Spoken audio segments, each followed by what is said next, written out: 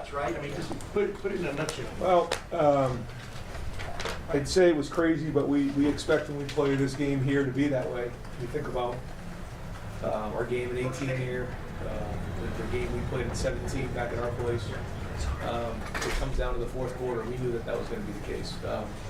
Yeah, a lot of things in the first half we wish that we had done better. There's no question. But that's playing football, and that's competing. And Penn State's got one heck of a team. Played really hard, and it doesn't come easy. But that being said, very proud of the way the team played, and especially in the fourth quarter. I thought C.J. Stroud was unbelievable in the fourth quarter. The way he played, JTT was off the charts, and Marvin Harrison. But it was everybody. Cade Stover, what can you say about that run? He had clutch, and just the way that we played in that fourth quarter was tremendous. I'm proud of our guys. Right behind him, Nathan Barrett, Cleveland.com. Can you diagnose the second week in a row where the run game didn't get going in that first half? Any common denominators you were seeing there, and then how did that affect how you were calling the rest of it? Yeah, I'll wait till tomorrow to figure out that stuff. We're going to celebrate on this ride home and have some laughs together on the plane and enjoy it. And then we'll come back in tomorrow and figure out what we can do better. But I just, the way that we hit that long run there with Trey in the fourth quarter, wore him down, was tremendous. And to go up the way we did, you can just feel the energy on the sideline. Some things certainly we want better, but at the end of the day, great to get a win. And at the end of the day, when we go into these games, the expectation is to win. I know that's not everybody's expectation. That's our expectation. We want to play perfect, yeah. We want to win by 4 touchdowns, yeah. But the expectation coming in here has to be to win. And that's what we did. And when you look at the scoreboard at the end, it says 44-31. But what was the story? And this story has its own unique tale. And we always come out and want to do things better, but to play again the way we did in the fourth quarter was tremendous. Over your left shoulder, Coach Adam Rittenberg, ESPN. Yep. Ryan, you've seen a lot of football. Where does that defensive performance by JTT rank on the stick? It's all kind of a blur the way it happened, but to intercept balls like that as a defensive end and we get a defensive score, I don't know if I've ever seen that before. That's big time. And JTT has put so much hard work into this. He's an unbelievable player, but he's a better person, and you can see his talent. This is kind of his coming out party today, and he's been working at it. He's been nobody wants it more than he does. So in this stage, for him to play the way he did means a lot to him, and I think his teammates are very proud of him. Right next door, Doug Maurice, Cleveland.com. Ryan, this is very specific, but on Trey's touchdown run, looked like Cade got the edge guy and then went to the second level and got the linebacker, and Dewan came across and got the other linebacker. There's the lane for Trey. Just like when you guys block it up the right way at that point in the game, how big is that? And those two guys making those blocks. That's huge, yeah, like you said. And we'll have to figure out what's going on with a couple things, but in that moment right there, we started to kind of wear him down. I think a little bit up front, and it started to move the pie a little bit. And again, I didn't see it from that angle. I saw the thing scored out from my angle a little bit. Then he triggered on the safety and was out. But those guys were gritty and did a good job of protection. Penn State was bringing a lot of different things, especially on third down there. It took us a while to sort that out. Not very pleased with third down, but that was a huge play, that inside zone play. Right next door, Bill Rabinowitz, Columbus Dispatch. Ryan, you had not been tested since the Monday game. How important is it to have a test like this? Probably the last hostile crowd you're going to have all year. To kind of face that and go through it. It's huge. It's huge because nothing comes easy in this environment. Against Penn State, who does a tremendous job, and there are times where things may become a little bit easy for us, and that's a different experience than this right here. This is totally different, and to respond the way we did and figure out what was going on in that is great. Because really the last time that kind of happened was a little bit in the Notre Dame game. I think it was the same score at halftime. I think it was 14-13 at halftime. Is that what Penn said? It was a close game at halftime. And then came out and played well in the fourth quarter. So that's the recipe when you play matchup games. Any sense of lose? I don't know. I honestly don't know. Yeah, I'll try to find out. Clay Hall, WSYX. You've won a lot of games. You're 42. Is this as satisfying a win as you've had? Every game has its own story, and this is one that we'll be telling for a while. And we just the feeling of the emotion that was on the sideline during that fourth quarter. When JT got that pick, when Cade broke those tackles for the touchdown. It reminded me of Ben Vick when he caught that one up behind the play, breaking through, and they believed. You know, I mean, we knew it was going to take 4 quarters, and I think that's to your point. Like, we don't always have to play 4 quarters. We knew we were going to have to play 4 quarters today. And you know, just looking at the numbers, I thought it would be 70 and 70. It was 60 plays on offense and 80 plays on defense. So, but that's something that I think we can really learn from moving forward and grow. Do you have any update on JSN? Is he out indefinitely? No, I don't have an update. Up over here to the right, Austin Ward, Rivals. Right, can you take us through, as you said, 2-3 quarters where you were trying to find some footing maybe on offense? I mean, as a play caller, what was Penn State doing that was maybe frustrating you or you were searching for, and then what finally clicked? The way the afternoon played out, what were you looking for? What did you eventually find? Yeah. Well, I thought we finally, got into a rhythm, finding those seam routes in there. We hit a couple of shots on the outside. The protection really was clean. I felt like we would have done a better job of the perimeter run game with the bubble throws. We got blown up on those a few times. That really hurts. We struggled on 3rd down early on. We got that solved, which was huge because it kept the drives going. And I felt like we could have done a better job on 1st down, staying on schedule.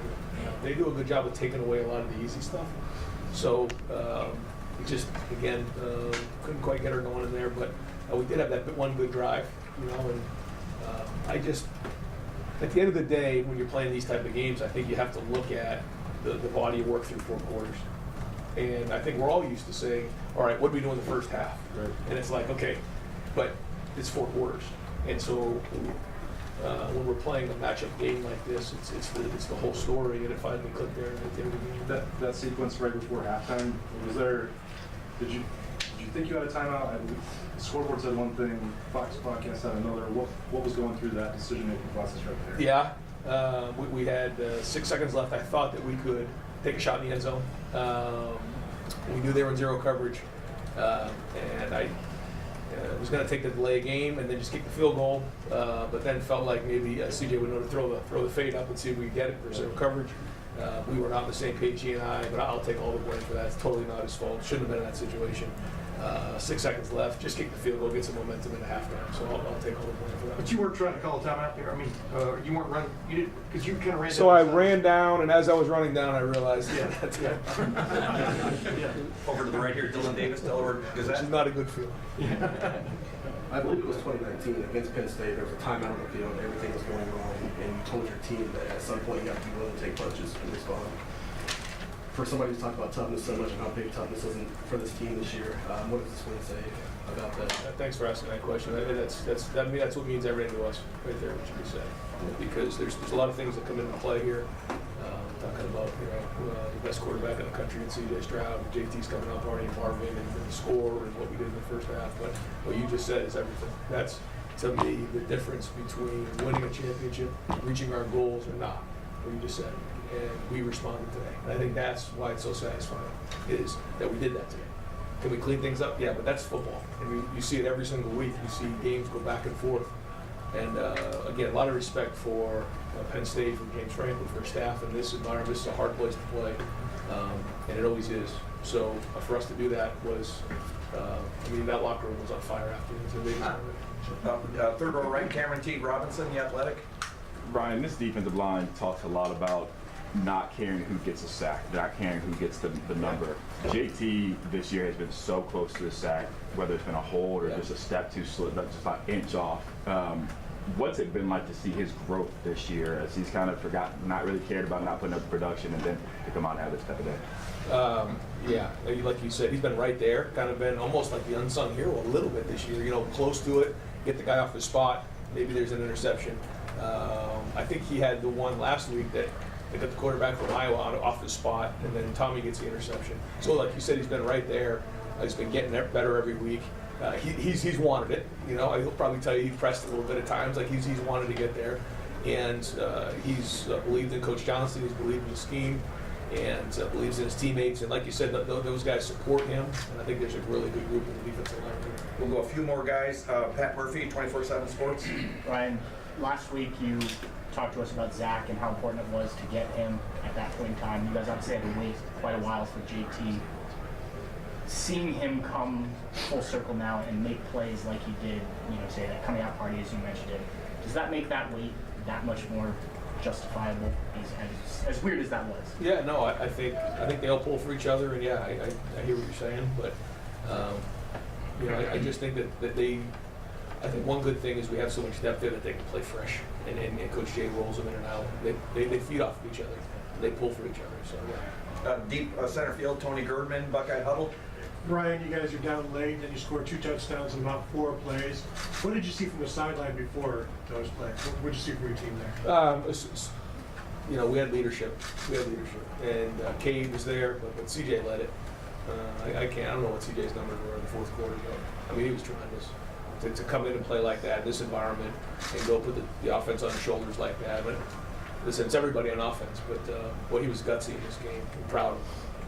Over to the left, Dan Hope, 11 Warriors. Ryan, just the overall defensive performance, obviously most points you guys have allowed this year. So what are your kind of overall takeaways on how the defense played today? I thought they competed. When you're playing in a game like this, which I don't know if we mentioned it leading up to it, but I know we talked about it a lot. I don't know if we talked about the media. Was that there's no huddle, and we're no huddle. So the plays were going to be more, and it was going to be a 4-quarter game. So with that, this is what you typically are going to get. And they had their big plays with us and their turnovers too. And when we can feed off each other like we did, that's when we can flip the scoreboard. And would we have liked to have done it more? Sure. But that's a great challenge today that we responded to. Bill Landis, Athletic. Ryan, when you're throwing those bubbles, maybe this is the wrong characterization, but they feel conservative for an offense that touts aggressiveness as much as you guys do. But I'm wondering, do they serve a purpose even if they're not efficient? Are you trying to soften them up with those plays, even if they're not blocked well?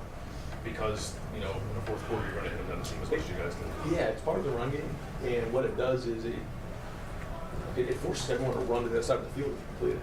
It sounds crazy, but it's true. And then throw it on this, and they run along with it. So we want them to defend the entire field, and if they put a lot of guys in the box, then we need to spread the ball out to the perimeter. So we always say that we want to be able to attack them inside, attack them outside, and then throw the ball down the field. And probably could have done that more in the game, but I think if we had done a little bit better job on the perimeter in that area, we could have cracked the rock sooner. Yeah. But yes. And last question, Joey Kaufman, the dispatch over here to the right. Ryan, of all the plays that JT made, you pick from, did you have a favorite or? Pick 6. Yeah, I mean, when you get a defensive score like that, all of a sudden the whole game changes. It was a 2-score game at the time, right? So it was 9 points. So I believe so, right? Yeah, that's right. And I remember I was on headsets. Okay, so if they score and make it, a 1-point game or however that was, how are we going to play the game a little bit different? We get the ball back and it's a 2-score game. We're probably pretty conservative at that point. And then the next play is pick. It was the first play of the drive, I think. Right? It was pick 6, and all of a sudden you just throw it up in the air and say, that's about it. We're good, boys. And the sideline just went nuts. So that was my favorite. One quickie. Martin Harrison Jr. comes out of that game, gets banged up, goes back in, 10 catches. That third and 10 catch on that slant. Tough. It was tough. Yeah. Bringing zero coverage. What did that? I mean, can you explain his day? Tough. I think that's what it was. I mean, we know Marvin's talented, but to play tough the way he did says a lot about him. And he was gutsy today, like you said. Gutsy. Right. I'm sorry. Just for context, what do you think of the Penn State secondary today? The challenge tough.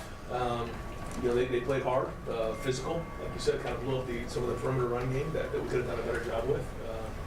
I think our guys competed against them. All right, folks. Hey, folks, we're going to do